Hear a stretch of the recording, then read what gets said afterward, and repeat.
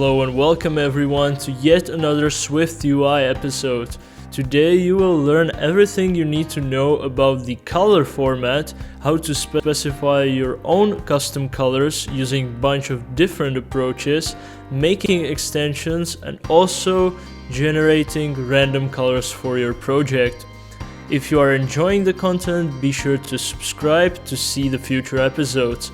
Thank you very much for watching and enjoy the video. The first way to input colors for us is a way that we've already came across in this series, and it is simply by using the built-in colors inside of SwiftUI. So there are a couple of predefined colors which you can use for your application. So as you might know, we can use it, for example, in a foreground color, and you can choose from the pre-made colors that SwiftUI offers. So you can change the foreground color to blue, for example, and you can use it in any type of a view modifier which expects some kind of a color. So another one could be background color, so we can set this to yellow, for example, put some padding before, and then maybe specify a border around it. So we will do color black and the width will be 1. So this is the way you can use the pre-made colors, but more important thing will be how do I actually input my own custom colors for my application. So let's take a look at this right now. There are actually many ways to do this, but the most used one is making a new assets catalog to store your colors. As we mentioned earlier in some videos, you have your assets catalog where you can store your images, media, and even colors. What you can do is make a new assets catalog which will specifically only hold information about the colors which you want to use in your project. However, this is not necessary. You can use the pre-made assets catalog and specify your colors here. However, as I said, we're going to specify a new one specifically for colors. So to add a new item in your project, you will hit Command N. And in this filter area right here, we will search for an asset catalog. You can double click this. And we want to save it as colors. You can hit enter right here. And as you can see, a new catalog has been made. The way to import some colors in it is to right click in this kind of dark gray area and put a new color set. As you can see, you can name your color set. So we will actually name this Swiftly Coded as our channel name and hit enter. This name is very important. We will be using this later, so make sure this name is actually something you can remember. And as you can see, we have two colors for appearances. For the first one, we have any appearance, and for the second one, we have dark appearance especially. So this basically means the light one, and this is for the dark theme when a user is using a dark theme. To change each of those colors, you can simply left click on it, and this menu on the right should pop up on your screen. And again, you can change the name and pick the device for which will this color be available, and also pick the mode of the appearance. These are not that important, and here is the most important part where you actually pick your colors. So you can change the format and how you want the color to be displayed. So we will use an RGB format and use the 8-bit from 0 to 255. And as you can see, you can manipulate the sliders for the red, green and blue value right here to pick the color you want. Another very useful thing is to hit this show color panel, and here you have some additional ways to pick your color, but the most important thing right here is the Eyedropper tool, which can be used to pick a color from your screen, so from a picture or photo, for example. So what I will do now is to actually pull out my logo for our channel and put it next to our Xcode. And if you hit this Eyedropper tool right here, I can simply go onto my logo, and let's say I want to pick this blue color right here. I can simply click it, and as you can see, I got this exact color inside my appearance. So this is the way how to store your new colors inside the catalog, and you can add as many as you like. Let us now close the picture and let's see how to use the colors that we've defined. So let's go back to our content view, and for our background let's use our color. So you will simply go color, open up the braces and put a string which represents the name of the saved color inside the catalog.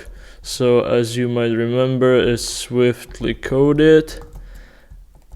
And now let's resume. Our background is now our color from the set catalog. Let's now also set the dark mode appearance for our color right now. So go back to our catalog, take the dark appearance, and let's set this color to some random one. We can go for this purple one. Go back to our content view, and inside the preview structure you can use a modifier onto the preview which is called preferred color scheme. So let's go preferred color scheme, and if you put a dot here you can see that we have an option of dark, light, none, some. So it is light by default, so we can put dark, and our preview should change very soon. So as you can see, as the background we got our purple color, and also the white background got turned into a black color. That is because the background is white by default, and the inversion for that in the dark mode it turns to a black color.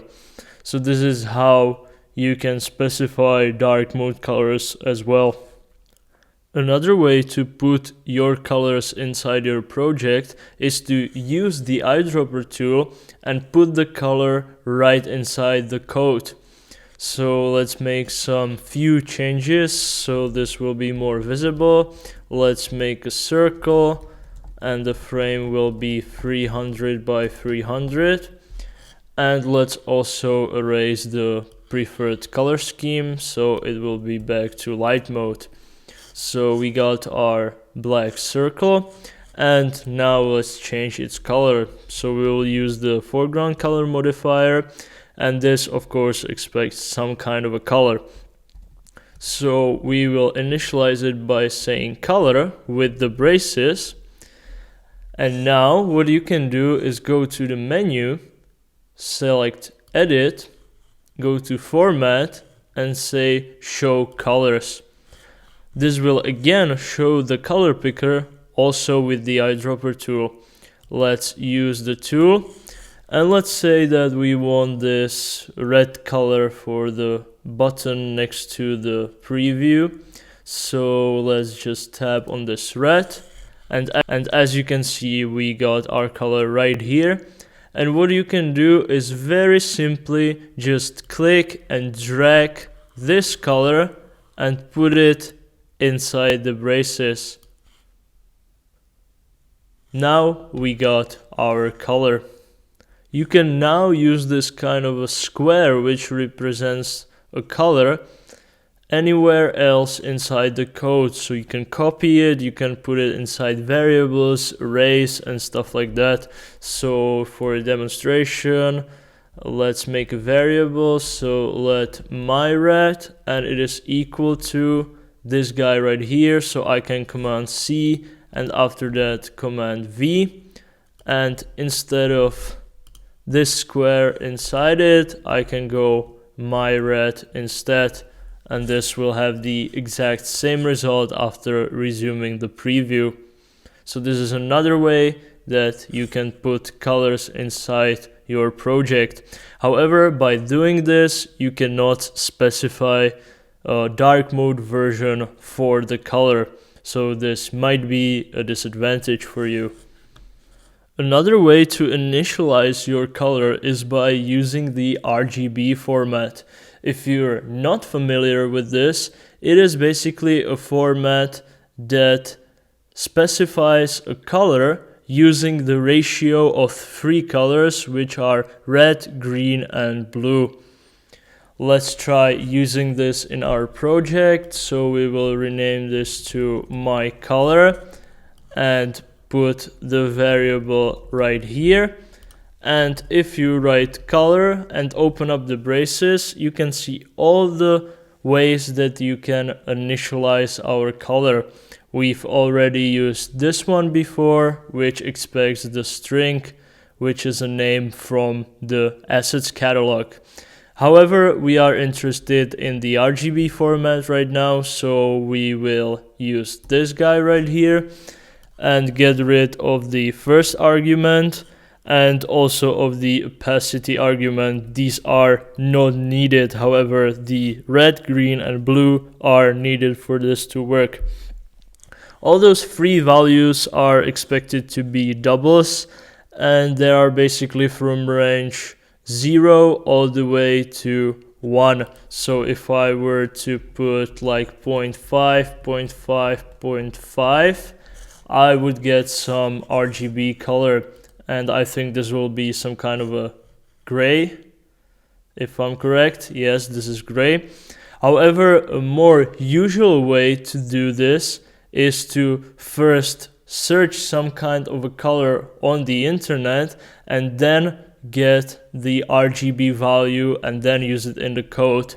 I will show you an example of this. So I have my Chrome here and I've opened up Adobe Color, which is a website where you can explore and find the colors you need for your project.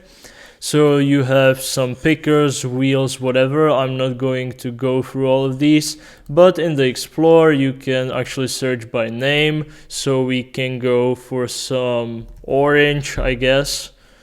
And if we search for this, we got a lot of palettes we can search from. So let's say I like this palette. We open it up and you can actually see down below here, we got some color modes and codes. And if we open this guy up with the arrow, you can see the RGB values for each of the colors. So, whoops. Let's go back. So let's say I actually like this yellow right here, and the RGB is 255, 219, and 13. So you can perhaps copy this if you're not sure, and you can put it inside comment here.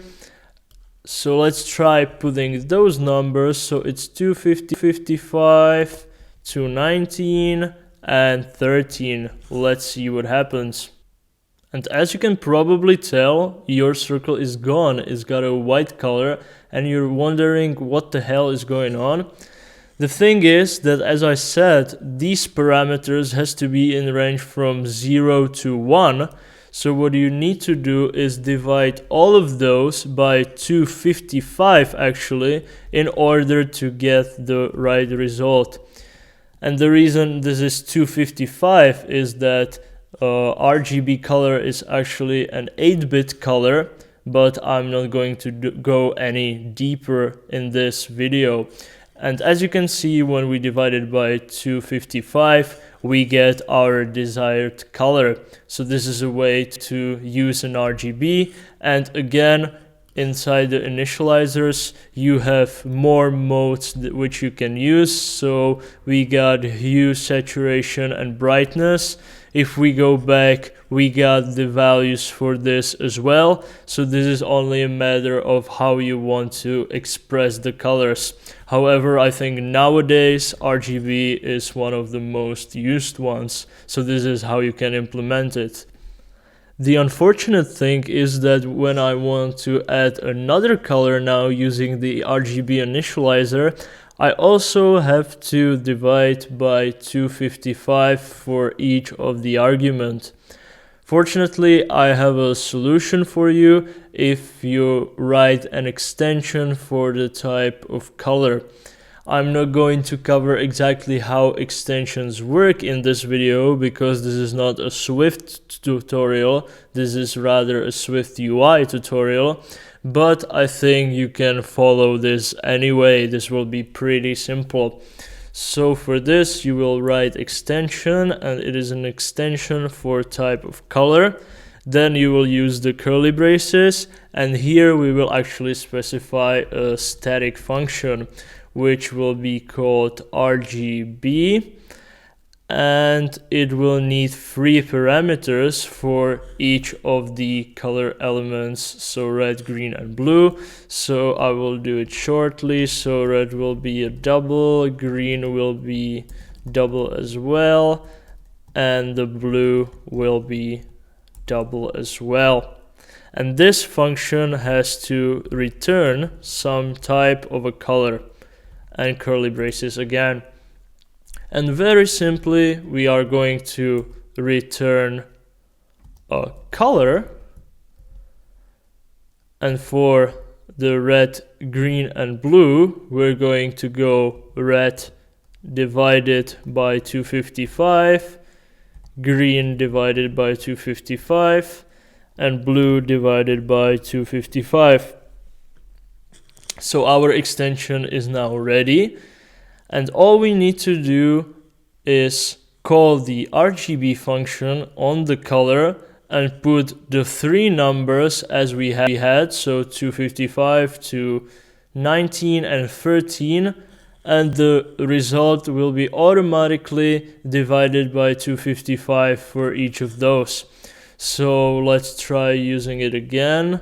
Let my better color is equal to color dot RGB, and let's put the same thing right here. So 255, then for green 219, and for blue we got 13.